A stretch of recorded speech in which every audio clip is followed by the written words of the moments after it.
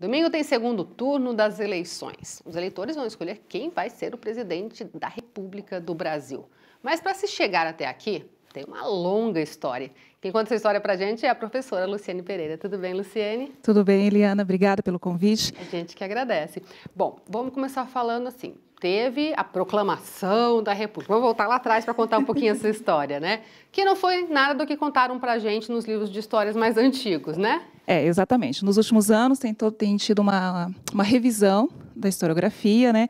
Então, nós temos aí um novo olhar sobre a questão da proclamação da República e todos esses anos em que esse regime vem se desenvolvendo no Brasil. Então, em 1889, teve a proclamação, que agora a gente já entende ela como um golpe, né?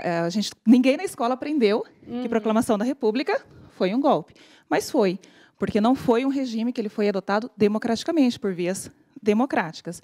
Mas aí, então, começa a história, um novo modelo político no Brasil, diferente do que se conhecia até então. Nós éramos império, muito inspirado na monarquia portuguesa, mesmo com o rompimento em 1822, né?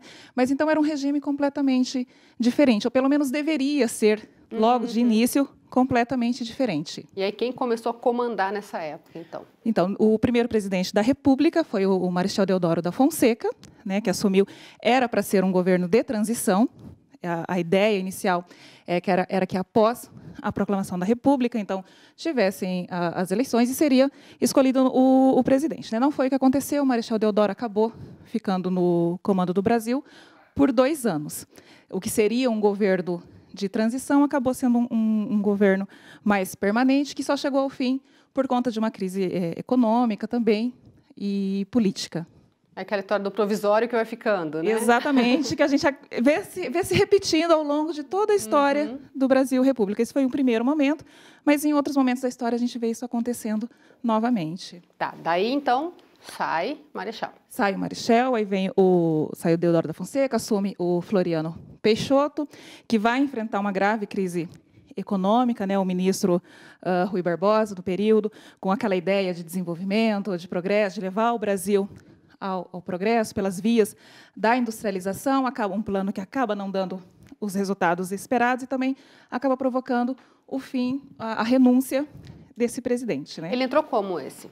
O Floriano era o sucessor do Deodoro da Fonseca. Então já estava na fila, já entrou. Exatamente. O Deodoro da Fonseca saiu, né, e assumiu o Floriano Peixoto, que também era marechal, né? Então também foi um primeiro momento. Se reuniram entre eles, vai você. Foi um primeiro momento de governos militares, né? Porque a proclamação da República ela foi liderada pelo Exército, né, brasileiro.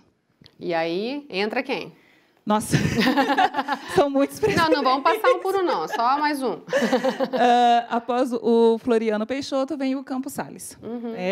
Que aí o Campos Salles ele já não é do Exército, né? Ele já é um presidente civil. Mas ainda não era o sistema eleitoral democrático, como a gente vem a conhecer. Esse pessoal se organizava entre eles mesmo e dizia, não, agora vai você? Como é que era mais ou menos isso? Existiam acordos. Né? Essa primeira parte da República no Brasil, que a gente chama de República Velha, né? Primeira República, a República da Espada, por conta dos presidentes ligados ao Exército, o que existia eram acordos. Tá? As eleições, como a gente conhece hoje, que é feita de maneira democrática, por voto direto, ela vai demorar muito para se concretizar de fato na história do Brasil, né? Até, porque 1900, depois da época do coronelismo, o voto era direto, mas mesmo assim era uma pressão, né? O voto não era o voto secreto, então você tinha que declarar em quem era o seu voto, e existia toda uma pressão dos coronéis, né? Por isso chamado de coronelismo, e depois vem o Getúlio Vargas, né, que acaba assumindo, aliás, vem a República do Café, chamada República do Café com Leite, que aí é um acordo entre a oligarquia de Minas e a oligarquia de São Paulo para se alternar na presidência. Então, assim, a eleição ela ocorria de maneira fraudulenta e assim descaradamente. Não era segredo que os votos eles eram realmente ali feitos, embora a eleição fosse a população pudesse votar, existia uma pressão dos poderosos, assim, da elite agrária brasileira, para eleger os candidatos. Aí vieram as diretas. Aí não, calma. Ainda tem mais. Tem show. Getúlio Vargas é quem coloca fim a essa questão da República do Café com Leite, né? Ele, então, em 1930, ele dá um golpe e acaba assumindo a presidência do Brasil, também com uma ideia de que seria um governo de transição, um governo provisório. E ele acaba se mantendo no poder por 15 anos, também por meio de golpes, aí nesse intervalo de 15 anos. Ele estabelece uma ditadura, que é a ditadura do Estado Novo, que aí ele governa realmente sem Constituição, apenas com base nos seus interesses, e isso vai até 1945. De 45 a 64, a gente tem os governos democráticos.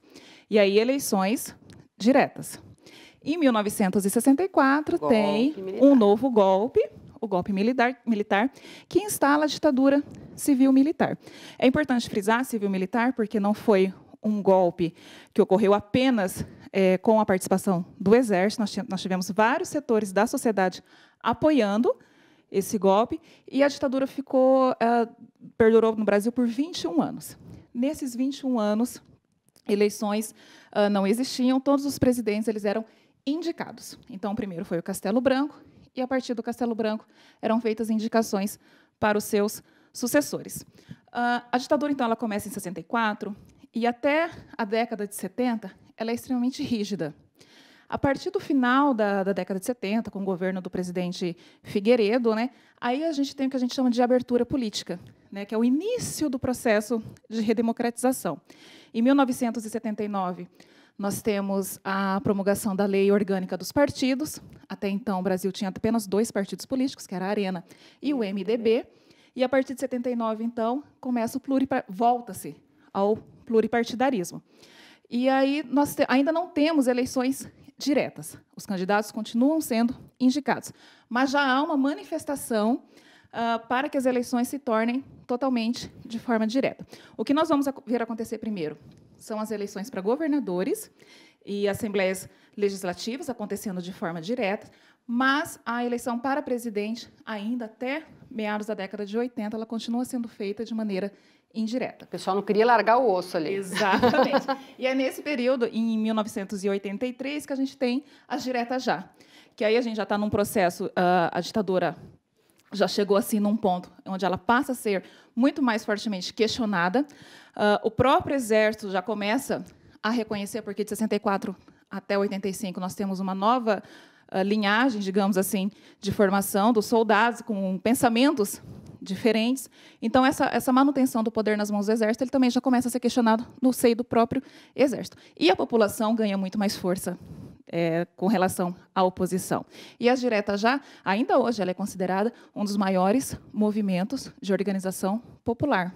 E aí elege um presidente que morre. Na verdade, o Tancredo Neves ele não foi eleito ainda pelo voto direto. Ele ainda foi indicado, ele ainda foi um voto indireto. Não chega a tomar posse, porque morre, e quem assume é o vice, o José Sarney. Por quê? Porque o movimento das diretas já, nesse movimento, então, a população começa a pedir, exigir o direito de votar, é feita uma proposta, que é a ementa que a gente chama Dante de Oliveira, mas que não é aplicada.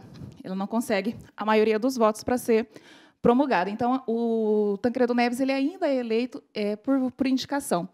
Ele morre às vésperas da posse e assume o José Sarney, que era o seu vice. Então, só depois do mandato do José Sarney, que vai de 85 a 90, que nós vamos ter a volta do voto indireto, em 1990, então. Uma conquista muito extremamente recente. Ao olhar da história, 1990 é ontem. Foi ontem, né? É muito recente e extremamente importante para o nosso cenário, né? Nós estamos aí vivendo, como você comentou no início do bloco, né, um momento de eleição presidencial, então um momento importante, e a conquista do voto direto, a conquista do eleitor poder ir lá escolher o seu representante, ela é extremamente significativa na nossa história, porque levou-se muito tempo para que, de fato, o brasileiro conseguisse exercer esse direito sem necessariamente ceder à pressão deste ou daquele candidato, dessa ou daquela parte da parcela da sociedade. O pessoal fala muito, né? Os mais jovens, de repente, falam, não vou votar, ou não está nem aí para as eleições, mas quem viveu essa conquista sabe o valor que ela tem, né? Exatamente. Principalmente em momentos como o que a gente está vivendo, que é período eleitoral, a gente ouve realmente muito isso, né? Para que votar? Devia ser como em outros países, em que o voto não é obrigatório, vou anular o meu voto. Infelizmente, brasileiro tem memória muito curta. Então, assim, todo mundo que passou pelos bancos da escola estudou o período da ditadura militar. E sabe o quão difícil era aquele momento em que você não podia eleger os seus representantes, que você ficava à mercê de um determinado segmento da sociedade. Então, hoje, que nós temos esse poder, porque é um poder, o voto é um poder, que nós temos esse direito, a população brasileira, elas precisam entender o quão importante é ela exercer esse direito. Então, fala-se muito, vou anular o voto. Anular o voto é você ficar à mercê da vontade do outro. Entendeu? Você ir lá, mesmo que o seu candidato não saia vencedor, você exerceu o seu direito de escolha. Então, você pode cobrar, você pode questionar futuramente. Quando você anula o seu voto, você se calou diante daquilo que você talvez não venha a não concordar. E aí, se não votou, cobrar é difícil, né? Fica muito complicado, né? Então, assim, pensem bastante, né? Relembrem desse período da história em que a gente não tinha esse direito, em que a gente não podia exercer, que a gente não podia viver a democracia. A democracia no Brasil ela é muito frágil ainda, ela é um processo em constante construção e transformação e que precisa ser fortalecido. E a gente entender, conhecer a nossa história e hoje ir lá e exercer a nossa cidadania é extremamente importante para que isso aconteça. Legal, muito obrigada, professora, Eu que agradeço. pela aula de história aqui para a gente.